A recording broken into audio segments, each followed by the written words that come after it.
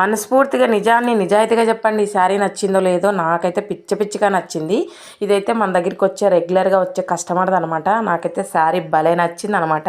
దీనికి కూడా అక్క కట్ వర్క్ లేస్ అయితే తెచ్చుకుంది. లేస్ కూడా 300, బ్లౌజ్ 500, మొత్తం శారీ కాస్ట్ వచ్చేసి మొత్తం 900 అనమాట. అలానే బ్లౌజ్ కుట్టిన కూలి, పాల్స్ వేసిన దానికి, లైనింగ్ వేసిన దానికి అంతా 300 అనమాట. మొత్తం ఈ శారీకి పడిన ఖర్చు 1100 అనమాట. ఈ శారీ అయితే నాకు పిచ్చిగా నచ్చిందండి. ఈ శారీ నేను కూడా తీసుకోవాలని మీషోలో అయితే చూశాను, కానీ ఇంత బాగుంటుందో లేదో తెలియదు, కానీ ఈ శారీ అయితే భలే నచ్చింది. దీని కాస్ట్ వచ్చేసి 500 అంట. చాలా బాగా నచ్చింది. నాకే నచ్చిందా, మీకు కూడా నచ్చిందా కామెంట్ చేయండి.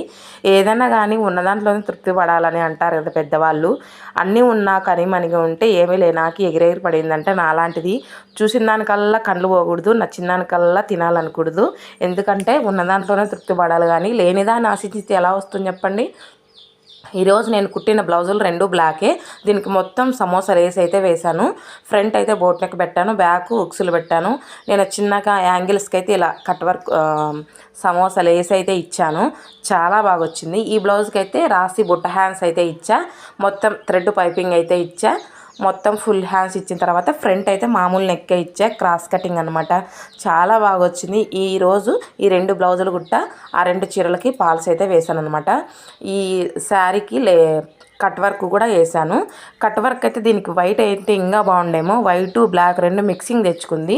నాకు కట్ వర్క్ అంత పెద్దగా నచ్చలేదు. అక్క కూడా చెప్పేశాను, ఎందుకో బిరెక్క తీసుకున్నాను అక్క అని చెప్పింది. మీకు ఎలా ఉందో కామెంట్ చేయండి. నచ్చిందా మీకు కూడా?